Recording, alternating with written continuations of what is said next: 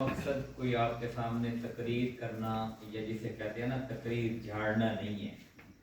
ہم اپنے مسائل کو جو ہمارے ارد گرد جن سے ہمارا روزانہ واسطہ پڑتا ہے ان کو تھوڑا سا کھولیں اور ان کو حل کرنے کے لیے کوئی ذریعہ، کوئی وسیلہ، کوئی راستہ تلاش کریں. مسائل کیا ہیں؟ ہمارا کوئی بھی کام نمبر ایک بغیر رشوت کے نہیں ہوتا. آپ کی خدا نہ خواستہ کوئی بکری چوری ہو جائے یا گھر میں چوری ہو جائے، پہلے تو آپ کو یہ ڈر لگتا ہے کہ میں جاؤں کہاں، کس کے پاس جاؤں. تھانے والے تو میری بات ہی نہیں سنتے. وہ دروازہ ہی آپ کراس کرنے لگیں گے تو جو سنتری کھڑا ہوتا ہے وہ 100 روپے تو پہلے آپ اس کو پکڑائیں گے تو پھر وہ آپ کو جانے دے گا.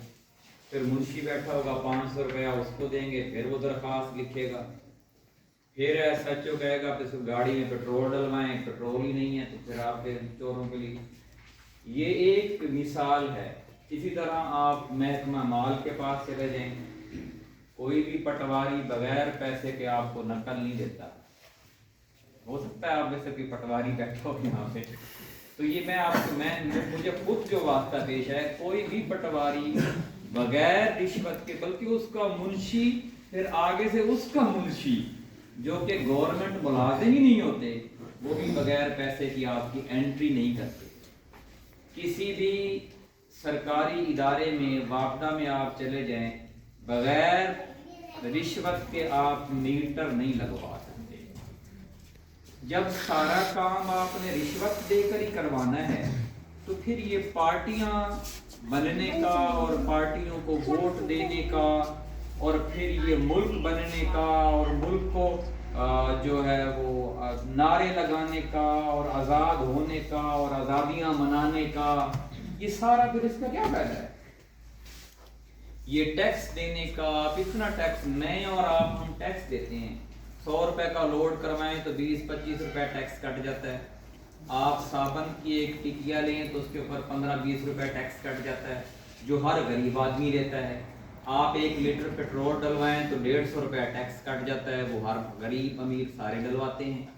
آپ صرف لینے جائیں اس پہ ٹیکس ہے، چینی پہ ٹیکس ہے، کپڑے پہ ٹیکس ہے. آپ جہاں کہیں بھی جاتے ہیں، بجلی آپ استعمال کرتے ہیں 10 یونٹ اور اس کی اگر اصل قیمت 80 روپے بنتی ہے تو آپ کو بل 500 روپے آیا ہوتا ہے، اس کا ٹیکس ہے. پہلے تو ہمارے ادھر گیس ہے نہیں، وہ تو اس کا بھی ٹیکس ہوتا ہے. اور سلنڈر جو ہے اس وقت جو لوگ استعمال کر رہے ہیں، میرے خیال ہے 3500-3600 کا سلنڈر ہے، جو ایک گھر میں ایک 3500-3600 کا سلنڈر جو ہے وہ استعمال کر رہے ہیں. ہر چیز پہ آپ ٹیکس بھی دے رہے ہیں اور پھر آپ کو انصاف بھی نہیں ملتا. آپ تھوڑی دیر کے لیے یہ سوچیں کہ میں ایم پی اے کا امیدوار نہیں ہوں. آپ تھوڑی دیر کے لیے یہ سوچیں کہ بھائی یہ ذرا موبائل بند کر لیں، بعد میں کر لینا، آپ کے پاس ٹائم ہوگا بہت، تو تھوڑا سا ٹائم ہمیں دے دیں. آپ تھوڑی دیر کے لیے یہ سوچیں کہ میں بھی آپ کی طرح ہی ہوں، ایک مزدور. ہمیں کیا کرنا چاہیے؟ کیا آنے والی نسلوں کو بھی ہم اسی راستے میں لگا دیں؟ کیا آنے والی نسلوں کو بھی ہم انہی کا غلام بنائیں جن کے ہم غلام ہیں؟ جب حکمران چٹی دلال ہوگا تو وہ قوم کو چٹی دلالی پہ ہی لگاتا ہے. کیا ہم نے قوم کو چٹی دلالی پہ ہی رکھنا ہے؟ جب حکمران زانی ہوگا تو وہ قوم کو زنا پہ ہی لگاتا ہے. کیا ہم نے اپنی ماؤں، بیٹیوں، بہنوں کو اسی راستے پہ لگانا ہے؟ نہیں. جب آقا اور حکمران جو ہے رشوت خور ہوگا تو قوم کی رشوت خوری ہوگی. اور آپ دیکھ رہے ہیں نسل بنانے کے لیے کوئی حکمران نہیں آیا پاکستان.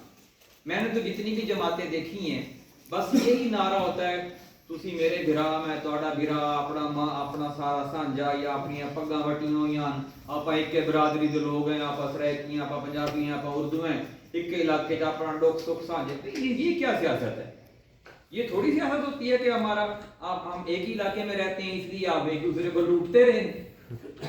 آپ ایک علاقے میں رہتے ہیں تو خیر خائی کرنی چاہیے. آپ دیکھ لیں تاریخ یہ بتاتی ہے کہ خیر پور پہلے ضلع ہوا کرتا تھا، جب یہ بہاولپور ریاست تھی